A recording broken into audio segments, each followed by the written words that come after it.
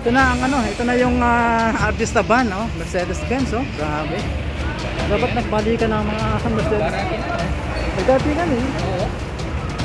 Ayun yung artista van, oh. Oo, yung pangalan. Grabe, artista van. Pumasok na yung isa, kuya. Ha? Pumasok na yung isa. Oo, dalawa nga yan eh. Dalawa, lahat pa, oh. Grabe. Ilang bilyon kaya yan, oh. Grabe. Yung ano yung sabi? Oh, grabe. Balikan na mo. Balikan na. Ba't ang balikan? Eh, siguro, pinigana. Siguro pinigana, hinahanap na talaga. Oo, nasa diyan eh. Oo, di ba? So, nagbalikan na po yung mga Hot Wheels po dito. Grabe. Yung 20 ang wala ko, ayan, yung 20, yung Rolls Royce. Kinuha na. Ako na, ano? Sa BOC, lagi talaga tayo na mamahal. Pero sabi nila kuya, nilagyan lang yung sticker, hindi nila kinuha. Nasa, ano eh, ilatak na eh. Ay, natak na. Grabe, ang yaman, no? Palang Rolls Royce. Pag kinuha mo rin sa ano, Si Dylan. binili mo sa ibang bansa. Pagdating dito, kung halimbawa 50 million din Ah, ang. same sila? Oo. Ano, mahal pala, no? Kaya bihirang nagkakaroon dito yun. Siya lang. So ibig sabihin, sir, yung kinuha niya yung Rolls Royce, hindi dumasa sa tamang proseso. Wala. Ah, kaya nakakuha siya. Pero kung dumasa sa tamang proseso, baka magdalawang isip pa siya. Oo. Hindi tinignan lahat sa BOC, wala eh. Wala talagang record. Mayaman kasi, kaya napalusot niya. O, ayun pa yung isa, oh. Maaaring nabili niya sa ano, sa dealer, Ah. baka hindi dumaan sa ano. Oo, hindi na dumaan sa BOC. Nabili niya sa dealer. Ah. Lumutang na lang sa, ano, Pampang, no? Grabe. Nagdatingan. Marami na dumating. Alin na yan. Marami na kayo. Siguro mga 5 ano, Hot Wheels ang dumating. Pero yung isa nandiyan yung kahapon, yung 40 plus yan eh. ano yung Alphard saka yung B6, B7 na BMW. Kahapon nandiyan yun. Ang nandiyan ngayon, Alphard na lang. Natigaan na siguro. Binalak na. Balik mo. Kasi hindi nyo babalikan, magkakaproblema ka. Diba? Marami. Eh kung hindi nilabas ni Bilos Baboy yung interview niya, walang ganyan issue. Pero nag-interview siya. Bumili ka ng kotse dahil sa payong. Dahil sa wine glass, bumili ka ng kotse. Grabe. Yung interview doon sa ano ni yung tinitira ni Lino.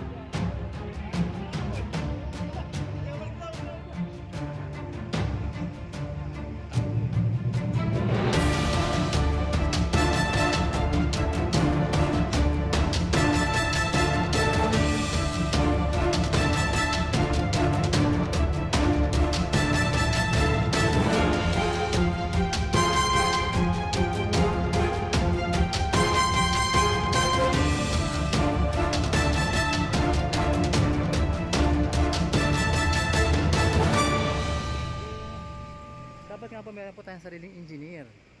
Binabayaran ng para iwasan sa yung hato.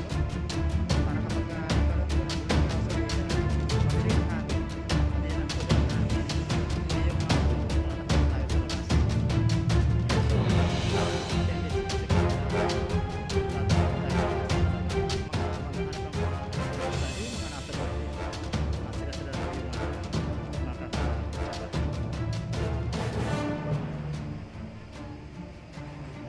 sabi ko ni Mama Serena Magabo, Sir, mag-lunch muna kayo. Yes po, mamaya na po at natabayanan po natin yung mga possible na pwedeng mangyari ngayong araw po dito sa bahay po ng mga Diskaya. Maraming salamat.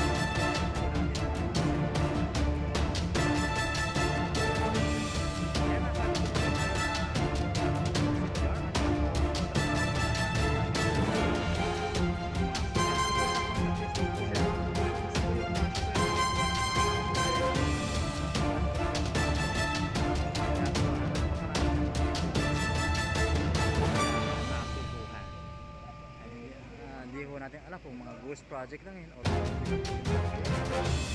lang sa akin ng mga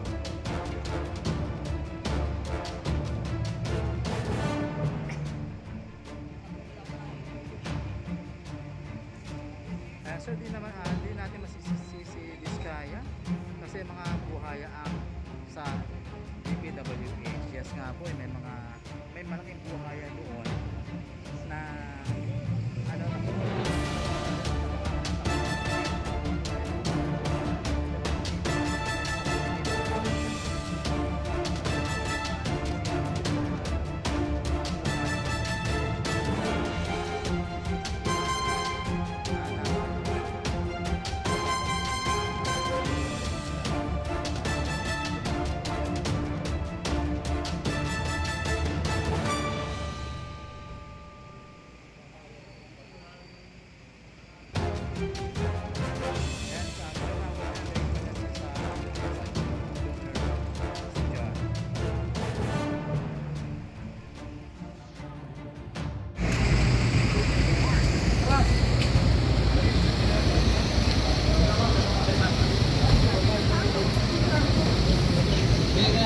sa yung pagbabato ng mga ano.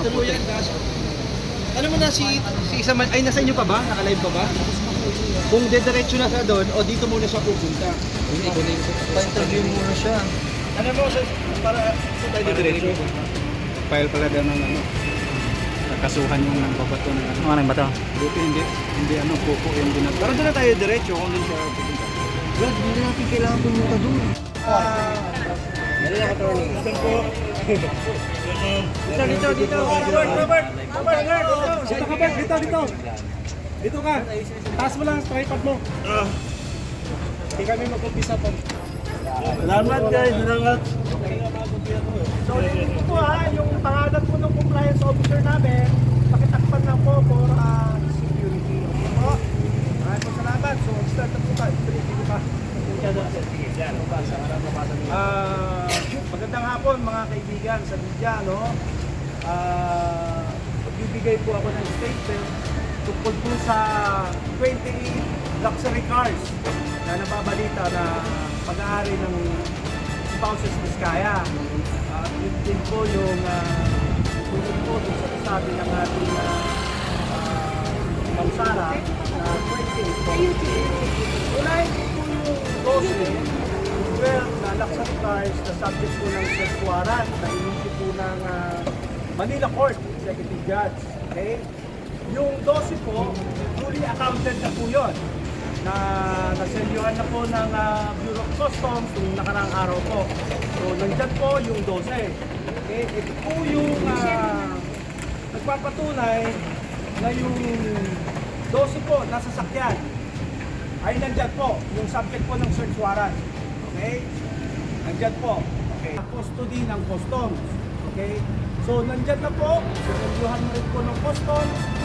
So, lahat po ng 28 luxury cars na sinabi po ni Ma'am Sara sa Senate, duly accounted na po lahat sa loob ng Bureau of Customs.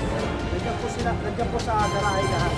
So, ito po ang undertaking voluntary surrender ng mga units na 16 para po makompleto po yung 28 na luxury cars na sinabi po ni Ma'am Sara sa Senate. At nagpapatunay na talagang 28 luxury cars lang po ang meron po sila. So ito po yung undertaking po, no?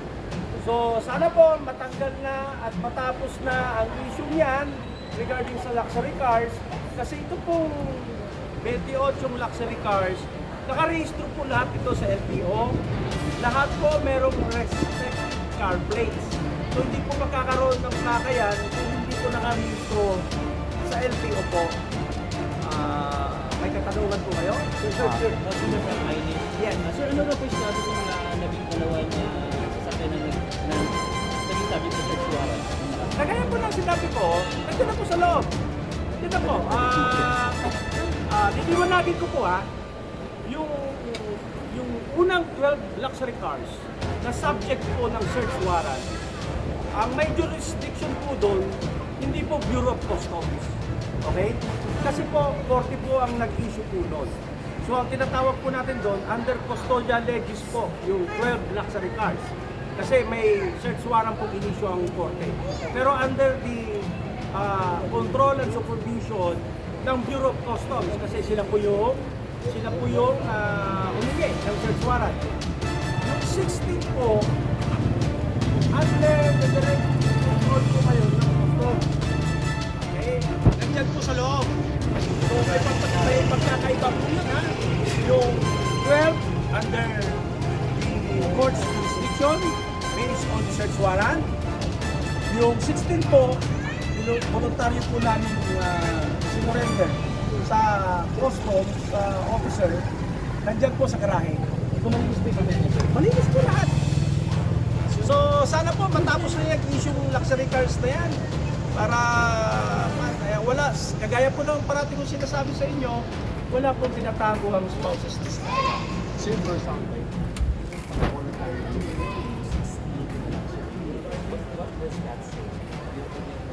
Para po matapos na yung issue, makapag-comply kami sa panawagan ng Bureau of Customs, tapos hindi na makita yung mga nagkikira pang 16. Spouses Vizcaya po ay maraming tumataliba sa tugon ay sa kagustuhan ng anumang government agency. Kaya sinasabi ko sa inyo po parati na ang Vizcaya province po wala po nila kagustuhan. Yan po ang nagpapatunay ngayon na yung 28 luxury cars nandyan po sa loob ng garahe. Meron po pong katanungan, sana po mamatay na po yung issue niyan na smuggle, fake, whatever. Sir, regarding naman po sa kanila ng nangyari na road na sir, anong specific na kaso ang ihahain ng pamilya ng Vizcaya? Nasagot ko na po yan kanina, sir. Criminal case po. Inaayos lang po namin yung mga ebidensya namin, yung CCTV footages po. Okay. So, may katanungan po po. Sana po, klaro na po ang lahat, sir. Okay, maraming po salamat. Okay. Boss. Ganyan mo lang ka, Tori. Harap mo na. Para kami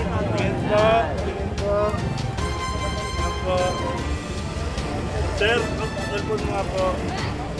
Wait na po sir. yung pangalan ng flight, sir. Ako.